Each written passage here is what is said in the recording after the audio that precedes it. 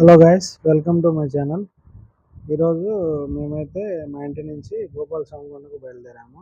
మా family members, మా sister, మా బావ, మా పిల్లలు, మా అక్క, మా సిస్టర్ వాళ్ళ కొడుకు, నేను అందరం కలిసి బయలుదేరాము అనమాట.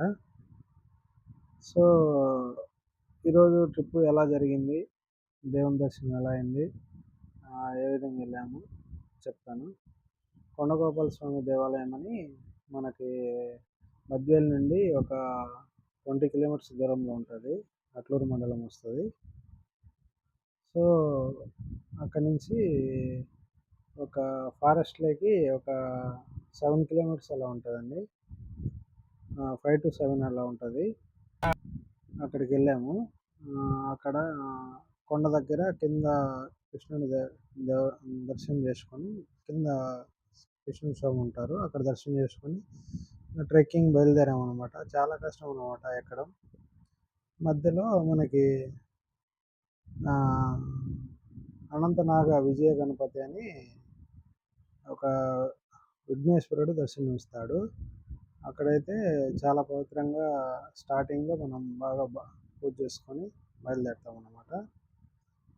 అక్కడ కొబ్బరికాయ కొట్టుకునేసి దర్శనం చేసుకొని తర్వాత నుంచి మనము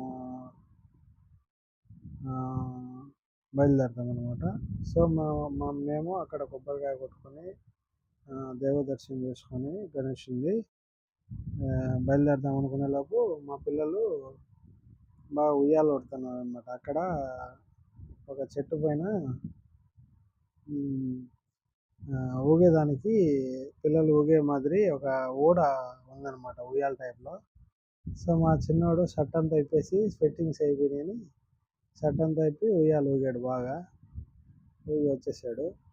సో ఇంకా అక్కడి నుంచి బయలుదేరిన తర్వాత ఇంకా అక్కడి నుంచి ఒక 1/2 కిలోమీటర్ నడుచుకుంటూ వెళ్తే అలా ఫారెస్ట్లో గుడికి దగ్గరికి వెళ్ళిపోతాం అనమాట. మధ్యలో పుట్ట వస్తుంది, పుట్ట దాటుకొని వెళ్ళిపోయాము సుబ్రహ్మణ్య స్వామిది. దాని తర్వాత ఇంకా గుడి దగ్గరికి వెళ్ళాలంటే అక్కడి నుంచి మళ్ళీ ఒక మ్యాక్సిమం 800 మీటర్స్ అలా ఉంటుందండి. సో మేము వెళ్ళేటప్పటికి ఆఫ్టర్నూన్ 12:30 అలా అయింది. ఆ ఫారెస్ట్ అంతా ఎక్కుతా కూర్చుంటా అలా చాలా కష్టపడి ఎక్కాము. చాలా బాగుంటుంది అసలు, అన్ని కొండల మధ్యలో. టెంపుల్కు దగ్గరలో ఉన్నాము. ప్రజెంట్ అయితే ఇప్పుడు మనం టెంపుల్ దగ్గరలో ఉన్నాము. అక్కడికి చేరుకోవాలంటే మినిమం మనం కొండపై నుంచి 1.5 hour పడుతుంది పైకి చేరుకోవాలంటే దేవుని దగ్గరికి.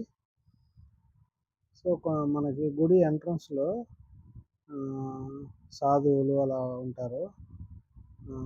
మనం ఏదన్నా సాయం చేయాలనుకుంటే చేయొచ్చు. తర్వాత మనకు సాధువుల కాంచి దాటిపోయాక ఎంట్రన్స్లో మీకు కనబడుతుంది కదా, కనబడేది వచ్చేసి మనకి గోమాత అనమాట.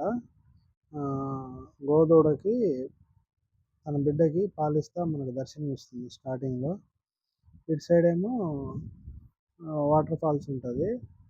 అక్కడ వర్షం పడితే కింద వాటర్ వెళ్తూ ఉంటుంది అనమాట, ఎప్పుడు వాటర్ పడుతూ ఉంటుంది.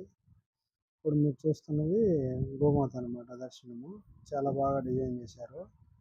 దానికి ఎవరు లోపలికి వెళ్ళి పాటు చేయకుండా, ఇప్పుడు ఏంటంటే గోమాతను చూసినా మన భక్తి ఎక్కువ అవడం వల్ల కుంకుమ పసుపు అదంతా వేసేసి పూజించడం వల్ల అంతా పాడైపోతుంది అనమాట. సో ఇప్పుడు మనం టెంపుల్ ఎంట్రన్స్లోకి వచ్చాము. అక్కడ పాదరక్షకాలు వేసి ఇంకా లోపలికి వెళ్తాం అనమాట.